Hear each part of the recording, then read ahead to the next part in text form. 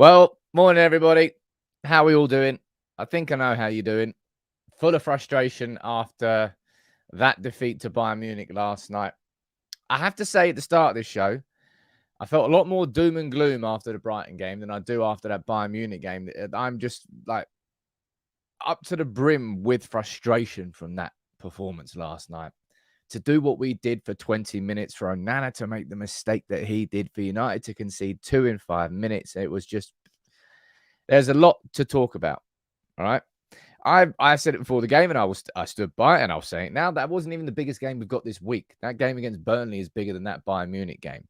Galatasaray drawing last night with Copenhagen. The Champions League draw is completely open. However, there's a lot of frustrating things that we need to speak about from that game. Speaking about Onana's form at the start of the season, needs to have a discussion now.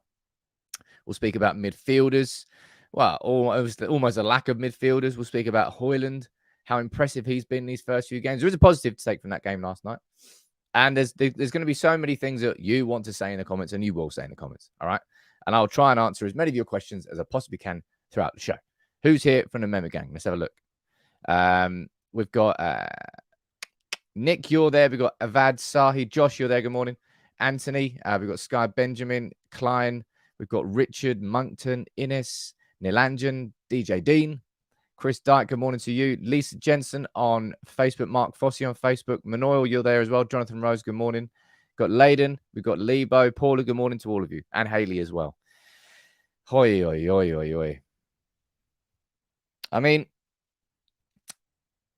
we didn't expect to get a result last night, did we? Okay. We all went into that game. Well, I say we all went into. I was optimistically hoping for a score draw. And yeah, it didn't happen. But I didn't expect the ebb and flow of the game to go the way it did. Right?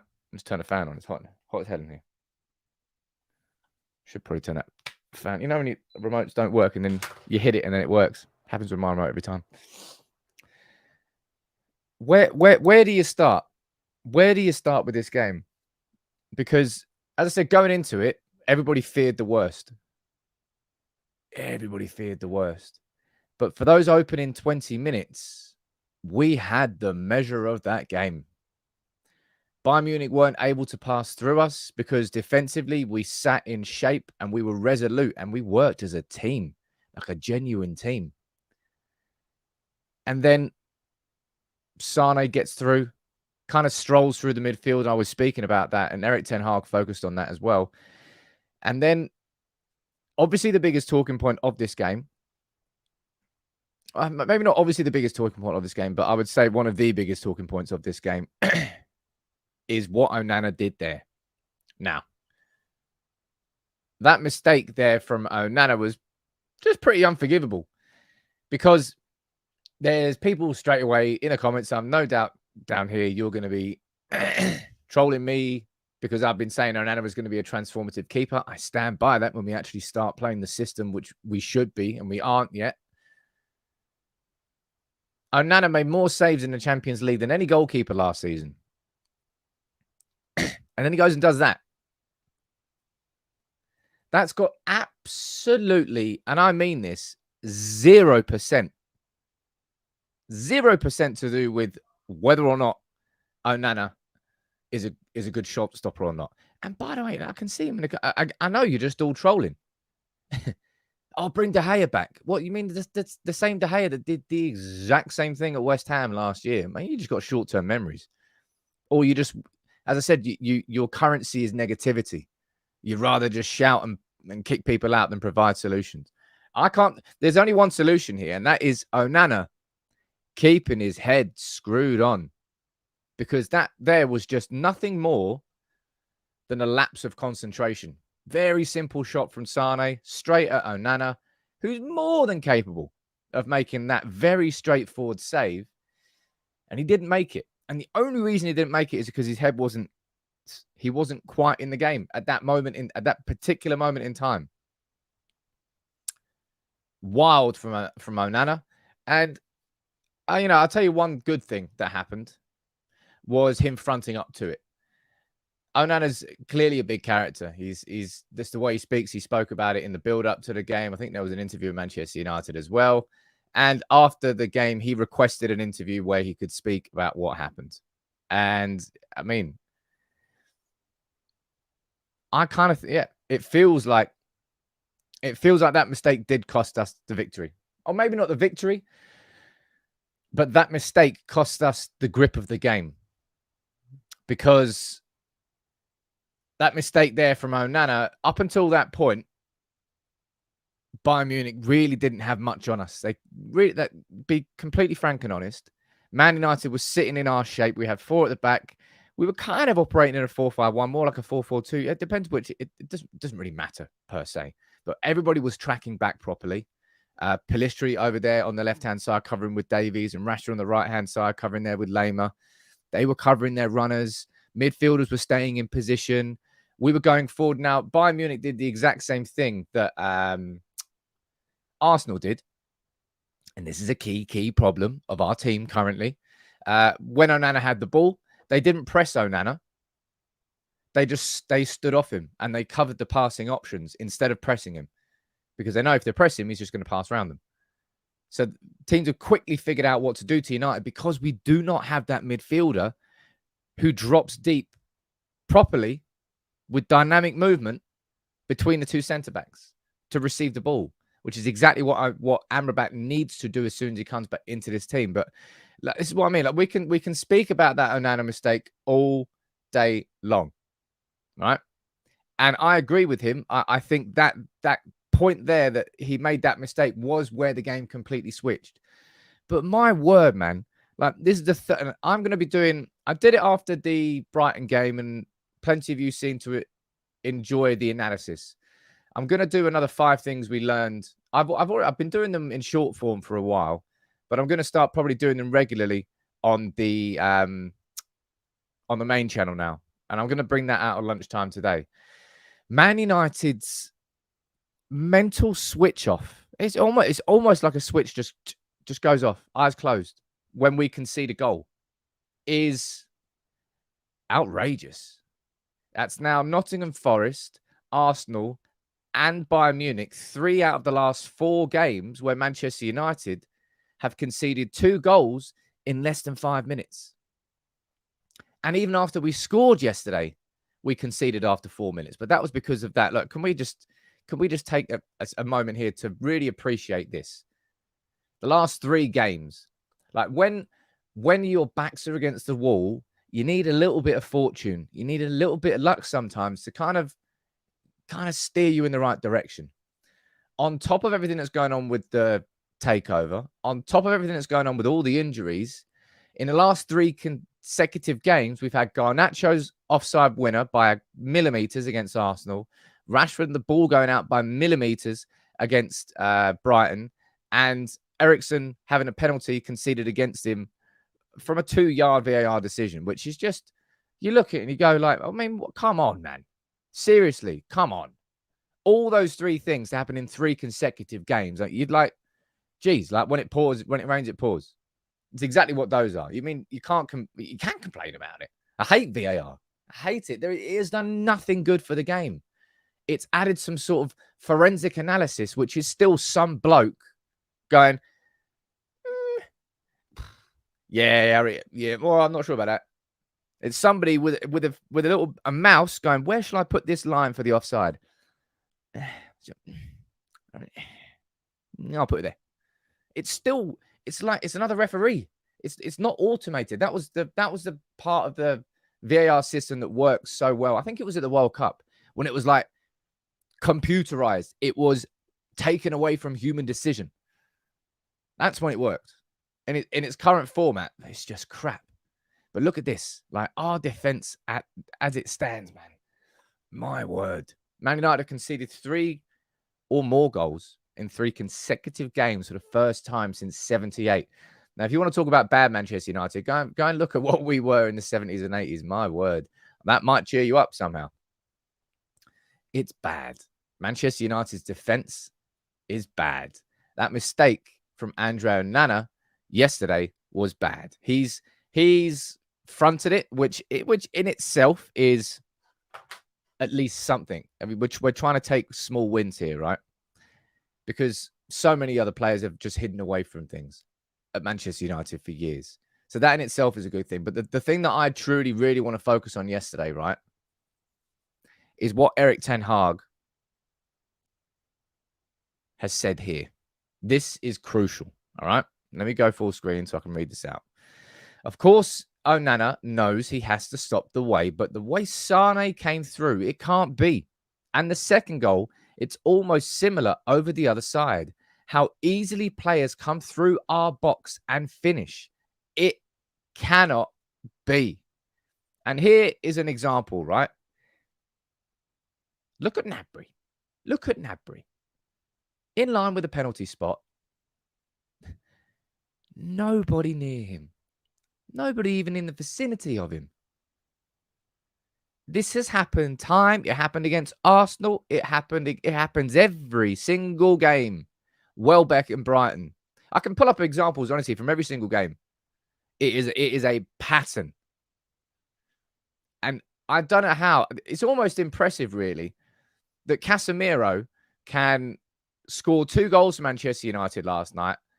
And I would honestly and confidently say that he was the worst player on that pitch for us. Actually, you could probably put Eriksen in the same category. But Eriksen and Casemiro together, it does not work. It cannot work. It cannot work. The way that this Ten Hag system, like I've said it before and I'll say it again, and I will say it in my video this at lunchtime in a little bit more detail. The midfielders are not tracking the runners. You know why they're not tracking the runners? Because they don't have the energy levels required. You know why they don't have the energy levels required? Because Ten Hag's playing a more aggressive system. Ten Hag himself here, right? I can and I will, and I'll sit here and say the problems and the faults of Casemiro and Eriksen. I think what Ten Hag probably should have noticed a little bit earlier this season, and I tell you what has caught him by surprise, and I'm not sure if it's caught you by surprise as well. It surely has. I cannot believe that Casemiro is playing like he is. I said it yesterday before the game. I said if there's one player I'm looking at to kind of steer us through this, it was Casemiro. And you might say, Sam, we got 2 goals. It's like, I'd rather my defensive midfielder actually sorted us out in midfield. And people, I can see them. I can see it down there in the comments. Everyone's going to be going after Rashford again. Everyone's going to be going after, I don't know. It's probably maybe Rashford. I've seen some people try to go after Bruno. And I'm like, I can't even be bothered to engage in that. But I think Ten Hag, when he went into this season, I'm trying to think of the logic in his head. He went into this season going, right, we've got Casemiro, one of the world's best defensive midfielders. I think he can play that position on his own. I will then focus my attention on finding another kind of Bruno Fernandes style player, really high energy, intensity, number 8, play those 2 together, and then we can go on the front foot. And then, because the transitions and the gaps between, Casemiro has been massively exposed. So I don't think Ten Hag has helped him. I think Ten Hag's system is making Casemiro's weaknesses all the more apparent. But at the same time, I cannot believe how bad Casemiro is being. And we need Amrabat in this team so badly. And Kobbie Mainoo when he comes back as well. I genuinely hope, that was the last game of this season that Eriksen and Casemiro start alongside each other in midfield. That has to be the last time. Players, I hope, come back to fitness. Kobbie Mainoo coming back. Amrabat obviously coming into fitness. Geez, even dropping Mason Mount a bit deeper. But you just can't play with those 2 in midfield together. It's just it's so totally against Ten Hag's system, and it keeps happening. And it happened against Brighton. It's happened against Arsenal. It's happened with the Odegaard goal, with Brighton with the Welbeck goal, with yesterday, with the Gnabry goal. It's just on the transition, just our midfield runners are not physically capable, I don't think, of tracking the Bayern or the Arsenal or the Brighton players. They're just not physically capable because they've expended their energy going forward and they have no energy to give going back. That's what I mean. Ten Hag should have noticed this a bit earlier and maybe tweak the system so that those weaknesses weren't massively exacerbated. But I tell you what, the application of these players, and this is going to be something that really gets held up here from this game yesterday. Scott McTominay. This was in, I think, the 79th minute, and Scott McTominay had been on the pitch for 10 minutes, right? He loses the ball to Upamecano, and we know what happened next, right? Scott McTominay there, just jogging back, mate. Even the ref is jogging back faster than Scott McTominay. Pellistri there, now he's out of screen. But look, the ref is literally gaining space. Oh, it's gaining space. He's gaining on Upamecano while Scott McTominay, who's only been on the pitch for 10 minutes, has done that. And that there really, really concerns me because if I was to say like the strengths and the weaknesses of McTominay's game, you know, I know you will all know about the weaknesses, his ability in possession, his overall technique as a midfielder. But if there's one thing that I'm not really going to have a go at at McTominay for, it's his physical application. He's a genuine athlete. McTominay is an athlete.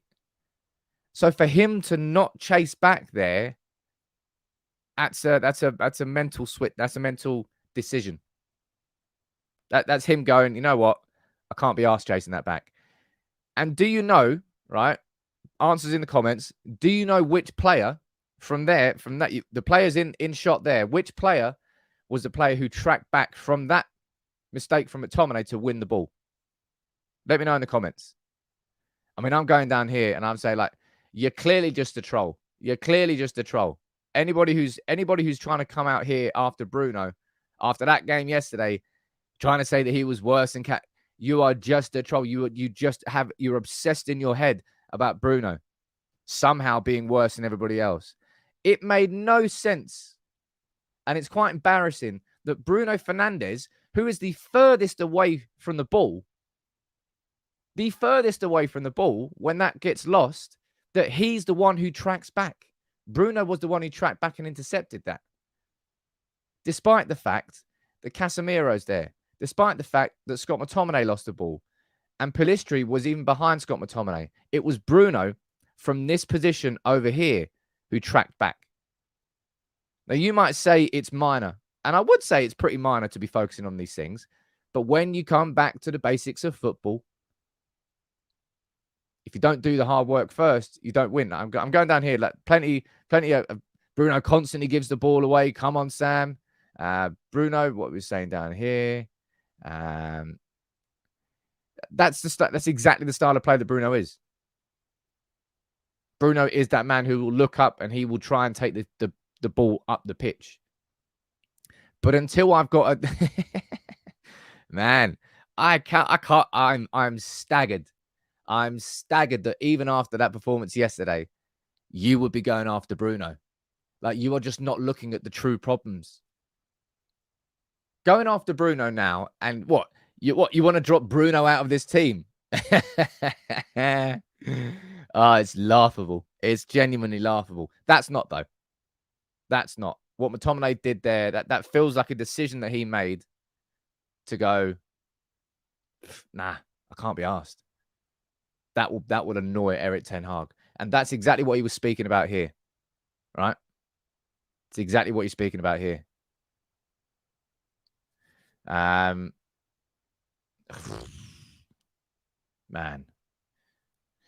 I think Ten Hag's been a little bit stubborn with the system.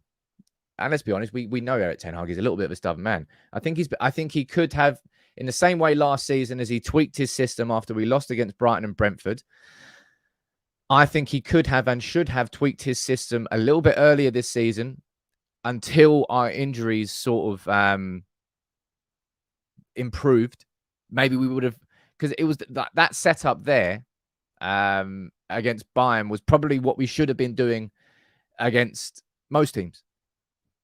Really sitting properly compact, properly defensive shape, good defensive shape, and then hitting on the counter. Now, there's a couple of super chats here. Let me read these out. All right. Don't want to miss anything. Jordan, you're saying it wasn't that bad of a game, but definitely need improvement. Onana was just unlucky, but I mean, look, I wouldn't call that unlucky from Onana, if I'm being completely honest. That's just an inexcusable lapse of concentration. That's not unlucky. You've made a professional mistake there. Do not make that again, because Onana cost his team, his whole team there. The whole momentum of that game went completely switched because of that mistake, which was completely inexcusable. And he stood up to it. And I've no doubt that he will, once we've actually we're still not playing the system of football that Onana was bought for. Mate, he's facing so many more shots with United than he ever faced at Inter Milan, or probably Ajax either. And he's having a rough start. But I tell you what, you know what would have been absolutely hilarious, right? If United fans these days rewind to 2011 and let's rerun David De Gea's first season, and let me see what you're going to be saying in the comments, because David De Gea would have been hung, drawn, and quartered for his first season at Manchester United. I'm laughing. It's not particularly funny, but it's completely true. And David De Gea grew into becoming one of the best goalkeepers that we have ever had at this football club. Onana is having a rough start to it. Josie down there, what are you saying? Sam, are we going to accept that every time a player makes a mistake, we can use it as an excuse to lose a game? No, it shouldn't be an excuse. Man United's mental switch-offs are crazy. It's really crazy. Like after conceding a goal there, I'm sure you did it as well. We're just sitting there watching the game going, please don't concede again. Like, please do not concede again. And we did. For the third time in 4 games. Rakesh, you're saying Liverpool suffered the same fate last season. They brought in a new midfield. For the system to work, we need midfielders with high stamina. We're a few seasons away from a team being... I wouldn't say we're a few seasons away, but I like to think that we are heading into a period, on paper now, we are heading into a period of favourable fixtures. Burnley away on Saturday is not going to be enjoyable to watch as a United fan, given our away record, given the fact that Burnley's Premier League survival pretty much exclusively depends on whether or not they win their home games. But when Amrabat comes in, when Mainoo's now available, when Varane comes back in, and hopefully when Mason Mount comes back in too, we will be different. We will be improved. But it was so frustrating to have that opening 20 minutes, and the way that the game went after that was just ridiculous. Pope, you're saying in Holland, Ten Hag had a reputation for taking time to figure out his system, during which his teams would look awkward. He postponed this after Brentford. He did postpone that last season after Brentford. I think he should have postponed it a little bit earlier this season. I think he should have gone, you know what, it's not working. I need more time. I need to try and grind some results out whilst these players are injured, whilst I don't have Amrabat. I think Ten Hag probably a little bit too stubborn in that sense. He was like, no, it's going to work. He tried a different system against Brighton, and it just got exposed quickly. So maybe he did try something different, but it certainly didn't work against Brighton. Ryan with one of the weirdest comments of the year. Drop all the British players. What on earth is that about? Some people, man. Some people. Let me see what you're saying down there. Danny saying how good was Pellistri. I wouldn't say Pellistri was... Well, Pellistri did what he could do. But Alphonso Davies was an absolute... That chance after 4 minutes. How on earth did he make that tackle? Oh, my God. Forgot about that. Just remembered that. What was the next talking point I've got here? Because there are plenty more. But yeah, Ten Hag will be speaking about this all day long. It was another game where it almost feels... I don't know what it is, man. But it seems like when we concede a goal, these players just melt. These players honestly just melt. And it is proper Schoolboy, right? So, I mean, it is proper Schoolboy. Is concentration levels completely diminishing after a goal has gone in? Either a goal scored or a goal conceded. Man United, the players just go, pew, just switch off, and it takes them a few minutes to sort of reboot. And it's happened in like 3 of the last 4 games. It's mad. And you know what? Oh, there's so many things you can be frustrated and angry about yesterday. First half, the thing I was most angry and frustrated about was Onana's mistake and what followed. But in the second half, I tell you what, Ten Hag must have gone in there at halftime and let it rip on the players. They were out like 5 minutes before Bayern Munich. They were there doing a huddle in the middle of the pitch. And what happened? We responded. We got a goal back within 7 minutes. Hojlund, I'm going to speak about Hojlund soon, but I tell you what, there's a positive to take from that game. There's a genuine positive. Hojlund scores, and I'm sitting there and I say the same thing again. Please don't concede. Please do not concede. Oh, penalty. Although on the penalty, I don't know whether the commentators were getting it wrong, but they said, oh, VAR check is complete within 30 seconds. VAR check's complete. And then you hear a whistle and you're like, well, you've already completed it. And they're like, oh, actually, no. No, they decided actually they want to look at it just after saying it was complete. So either the commentators got it wrong or they just decided to look at that decision twice yesterday. Once after deciding it wasn't a penalty to then decide it was a penalty. And you're saying, look, it's telling that our hardest worker isn't even our player. Yeah, Sergio Reggaeton has really, really impressed me. I'm sure he's impressed all of you as well. And he was a player that everybody was slagging coming in. Oh, I can't believe Reggaeton's coming in. Oh, look how far we've fallen. Stanley's through the floor. Blah, blah, blah, blah, blah, blah, blah, blah, blah. Trying to find problems where they don't exist. Man United trying to sign an emergency left back whilst Luke Shaw is out for 3 months. Fair play, Reggaeton. Both games, I think, has been quite impressive. But yeah, that penalty. The first half was all about Onana's mistake and what happened after. That second half was all about VAR. And I'm not surprised that sucked a lot of momentum out of the players, man. Because it sucked a lot of momentum out of them. Oh. Oh dear, not finishing that sentence. Anyway. Fuming. But if we're looking for a positive, right? There's 2 main positives I would say from the overall. 2 individual performance positives from that game. First is definitely Rasmus Hojlund, man. Rasmus Hojlund, again, just all the attributes are there. The work rate is there. The movement is there. The link-up play is there. And the finishing is there. That goal against Brighton, you know my take on it. Didn't count. Champions League debut. Did you see his face in the build-up? He was just like a kid in a sweet shop.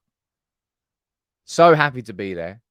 And Hojlund grabbed that goal. And it was exactly the sort of goal that I want my striker to score. Wasn't that good? Wasn't really that incredible. It was a scrappy goal. It was a good touch in the box. Got his shot away. Got a bit of a deflection. But it's a poacher's type goal.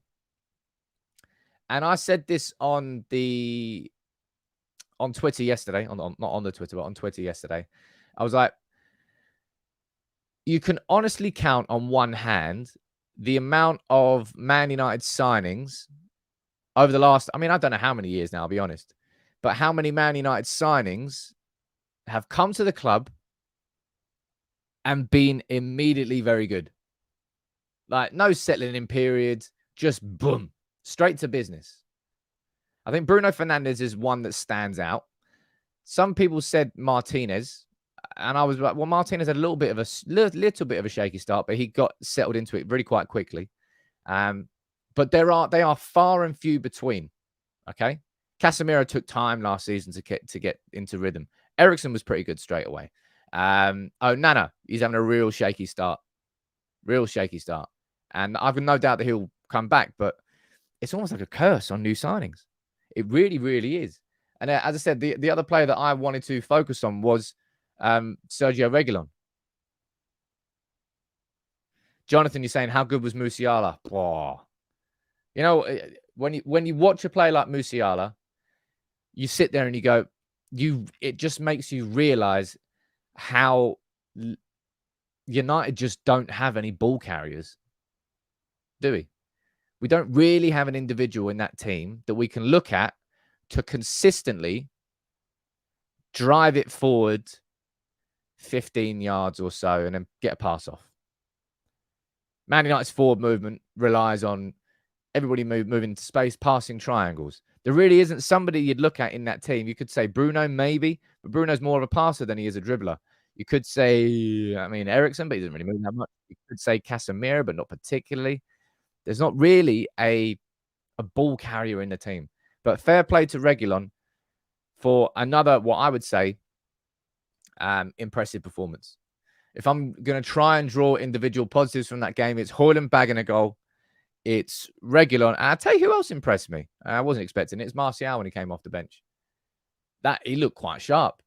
Nice little twisting turns. Added something for sure in that attack. And then there's someone down there that you go, it's when you know, just pick. Isn't it amazing, like how empowered trolls feel? I've got to stop responding to them, but it's just I just like exposing them and picking them out because it's quite funny. John, I really hope you're right in this. And trust me, it's such a crucial factor in this team. Everybody seems scared to just have the ball. Nobody wants responsibility to have the ball for more than a few seconds at a time. That needs to change. Gungshi, I can see you down there, man. On a day of days, Gungshi gifts 5 memberships. A little bit how we nearly gifted 5 goals last night. Oh, man. Even when we went 3-2, I was like, come on, please. Again. Again. I was like, oh, for goodness sake. Amrabat really is, on paper, everything that this midfield is missing. He's the energy in transition. He's the first phase builder receiving the ball from Onana. He's a ball carrier. He's somebody who has that diagonal switch down to a T. He better be fit for Burnley, because if he's not fit for Burnley, then I have no bloody idea what you do in that midfield, because it cannot be Casemiro and Eriksen. And unfortunately for McTominay now, because of his last 2 performances, you're adding him into that same category. I thought McTominay was always pretty much a banker when you needed to inject, at the very least, some energy into your midfield. These last couple of games, McTominay has shown, and look, right, I think it clearly, McTominay's his mentality has switched. I think he knows that he's a fringe player at United now. He knows that Manchester United were willing to sell him, and he knows that move didn't happen. He could have gone to Fulham. Of course, well, maybe. I don't think that was definite. McTominay he's not there. He's not there anywhere near as much as he was in previous seasons at United. I think he's semi-checked out a bit. And people are talking about Hannibal coming on instead of McTominay yesterday, right? Man United was 3-1 down.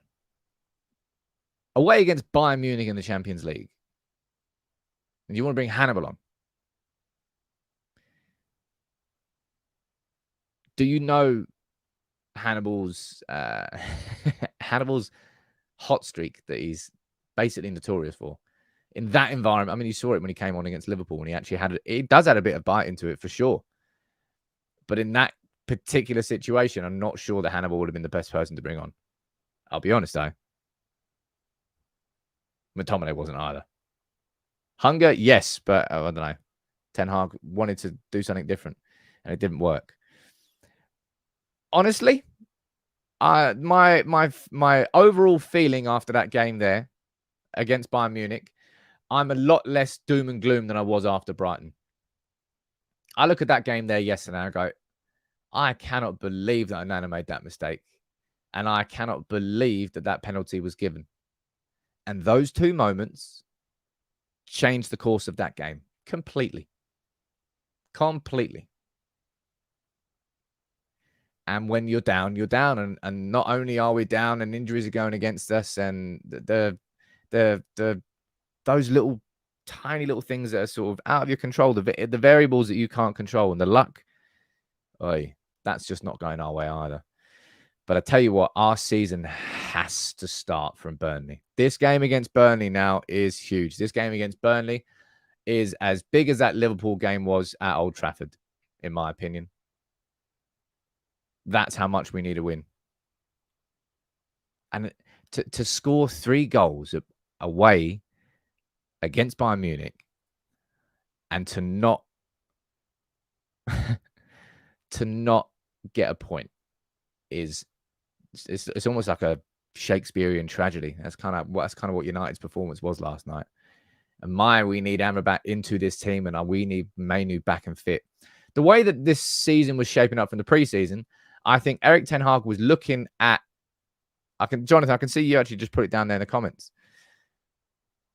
Mainoo was going to be the understudy to Casemiro, so Casemiro can go in and out, and that way his energy levels could have been optimized. Instead, Mainoo's been completely out. There hasn't been an alternative, and Casemiro's had to play every minute, and he is not fit enough for it. Not in this system. It's too physically taxing for midfielders of Casemiro and Eriksen's build and makeup and age. There will be games and there will be occasions this season where Casemiro and Eriksen, and times in the game, bring them on after 65 minutes when you want to hold a game out. Cool. Perfect situation. But not starting any games anymore. Not both of them anyway. Then by making too many excuses, I'm just telling you what Man United's problems are, dude. If you think that's excuses, then fair enough. You can think what you want. I need to move on to what I would argue is a more important conversation. It's not even argue a more important conversation. In fact, I'm going to answer a few of your comments at first. As always, thank you very much for tuning in. Drop a like in the video if you would. It's not bad. Man, when was our last good result? Pre-Arsenal. And that was not in Forest pre-Arsenal, wasn't it? And even then was a struggle. No, was it Forest was after Arsenal? Oh, sod no. No, it wasn't after Arsenal. Arsenal and then Brighton. It was Forest, then Arsenal. And even the Forest game was... And even the Wolves game was... I'm not sure we've had... And Spurs... We've not exactly had the best of the season so far, that's for sure. That is for sure. But yeah. Let's speak about the takeover. We know full well that... this was released early this week. That Richard Arnold... We did it, I think... They're showing it yesterday. That's what we did. The Richard Arnold held a sort of extraordinary meeting with Man United staff. It is extraordinary because it was out of the ordinary, rather than it being, wow, that's an extraordinary thing that I'm looking at. It was Man United. It was the opportunity for United staff to grill our CEO on what is going on at the club, what was going on with the Greenwood decision, what was going on with the Anthony decision, what's going on with the takeover. And there's a little bit more insight into that from The Athletic, into what was asked and what was said. A staff member asked the question whether there needs to be a resolution, takeover-wise, for the well-being of the club. And this is what Arnold said. He said, Arnold answered the question by telling staff that a strategic review process is ongoing. He acknowledged that the process has felt like a long time, and he said that would be helpful. He also sought to reassure staff that the club has sufficient funds in place to cover the current bills. And it is absolutely wild that he has to... the CEO of Manchester United, one of the 3 biggest clubs in the entire world, has to reassure staff, we've got enough money to pay your wages and the heating bill. Our revenues were like 600-700 million last year. And our CEO's got to sit there and go, we'll pay your wages, don't worry. That in itself is, wow. There's more to that as well down there. This is what he said.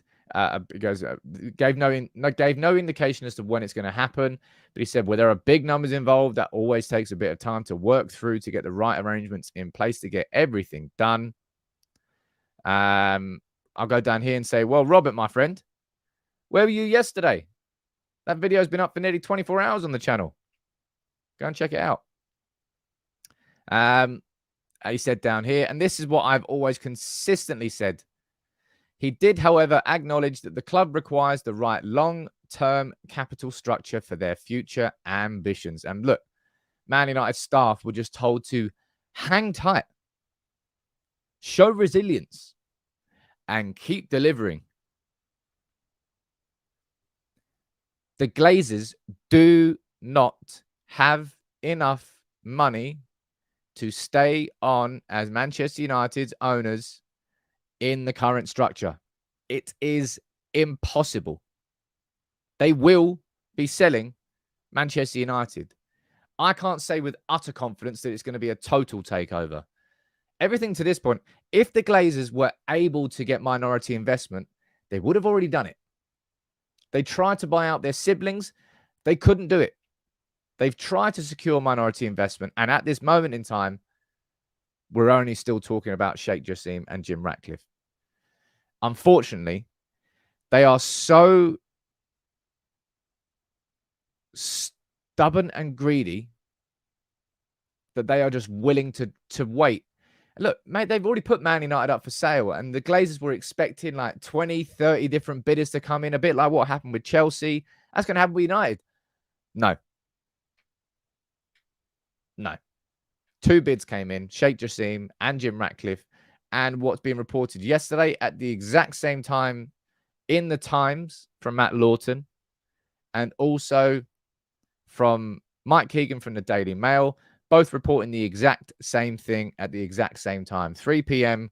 on the 20th. So that's going to be a brief that they've got. And they're saying that Manchester United's potential takeover, the new bidders, Sheikh Jassim and Jim Ratcliffe, are both being put off by the poor start to the season. And it just gives them more justification for the ludicrous price that the Glazers are demanding. And it is ludicrous. It's absolutely ludicrous. They can't possibly ask, well, they can ask for that much money, but they're never going to get it. And that is the stalemate that we are currently still in. Richard Arnold admitting and confirming that, look, we do need the right long-term capital structure for future ambitions. The Glazers can't provide that. But they are still not willing to budge on their £6 billion price tag. Of course, that's $1 billion less than what Jim Ratcliffe and Sheikh Jassim have bid for it. And the only 2 solutions here, there's only 2 solutions, is number one, Jassim or Ratcliffe increase their bid, and that seems extremely unlikely. What have you possibly seen since they put those bids in that increases the value of Manchester United? It's the opposite. And number 2, because the Glazers they could be proven wrong with facts, figures, and numbers put in front of them, presented by a lawyer. On any question, doesn't have to be about takeover, but they can be proven wrong by data and numbers, and they'd still go, "Nah, I think we're right." No, but I've just literally proven you wrong. No, I'm still right, actually. No, I'm just going to ignore what you. Nah, I'm still right. See ya. That's what the Glazers do. Doesn't matter if logic presents them in the. It doesn't matter about logic, about numbers, about proof, about anything.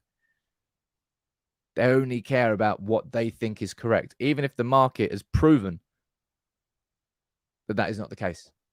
And that's why we're at this stalemate. Sheikh Jassim and Jim Ratcliffe are absolutely well within their rights to stay firm on the bid that they have put in, which is a more than reasonable bid. It's just that the Glazers are being completely and utterly unreasonable. Same thing. Exactly the same thing. Let me see what you're saying down here. The players should force the Glazers out with bad results. The Glazers have got such a thick skin. They must be lizards. They must be lizards. I refuse to believe that they're warm-blooded. They sleep in a pond. They have to. Because just nothing gets to them. No protest. No amount of defeats. No anything. They are just immune to it. They are not human. But football comes thick and fast, right? It's yesterday we lost against Bayern Munich, and we've now got to really, really focus on this game against Burnley. Because this is the big one now. Given where we are this season, given everything that's happened so far, Burnley is a big one. Burnley have only got 1 point so far this season. If I'm correct, that was against, was it Nottingham Forest in the most recent game? Burnley are going down. Burnley are going down unless they win their home games. And United, right now, it is the perfect time to play us. The fans will know that. The players will know that. Everybody will know that. And Man United have got to go to Burnley expecting a war. Because it will be. Jibak, you ledge, man. Thank you so much for gifting 5 memberships. That's 5 more of you that can come in and join in the Discord members only chat. Right? Let me drop the link for the Discord here.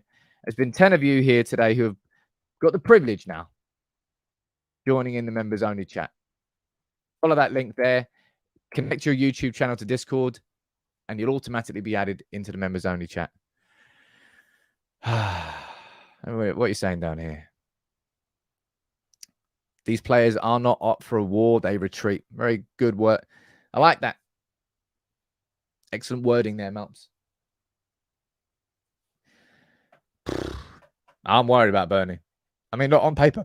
Pardon me. On paper, you should not be worried about a team that are rock bottom of the Premier League at 1 point. However, they're going to scrap. The thing I would say that's quite good is Company does play an expansive game of football, and he's pretty loyal to it. So we should find spaces there. But I don't know, man. We need some energy in that team. We need Amrabat in there. Hoy. And people could. Rashford had a massive off day against Bayern, and it's massively up and down with him. You could say Bruno had an off day if you wanted to, but there is genuinely 0 points speaking about those when they are not the key issues. Speaking about moaning about Rashford and moaning about Bruno is not going to resolve our problem right now. It's not going to make this Manchester United team better. What is speaking about the bigger problems of midfield, about Onana's concentration and our defence actually, man, last season, I think it was against Leicester and Southampton, so the levels of opposition are different. But after we beat Liverpool, we had 2 1-0 wins away at Southampton. Was Leicester away? I think Leicester might have been away. It was Leicester at home. Can't remember. Either way, it was 1-0 for both of those games. We scored 1 and then we sat back in shape. And that was when Delo was like chest pumping everybody. Everybody was high-fiving. And you look at it and you go, oi, there's a team there. Could not be further from the truth now. We need that back. It's up to Erik Ten Hag to get that back. And if we don't get the right result against Burnley and Amrabat's in the team, then you can ask proper questions. I think so anyway. Thank you all for tuning in. I know that you might not have wanted to. Trust me, I would have happily not done this show today. But my lunchtime video, because so many of you seem to enjoy the analysis, I'm going to do a 5 things that we learned from that game against Bayern, because they need to be discussed. And it's not just about saying, oh, Onana's crap at stopping shots, because he was a very good shot stopper last year. His concentration gone. I'm going to run through it all, the 5 biggest lessons that we learned. All right. Thank you all for tuning in. Thank you to Gungshi and to Jibak for gifting 5 memberships each. Legends. I hope you enjoyed it. At least we got a positive of Hojlund, eh? No, seriously. It's a genuine positive.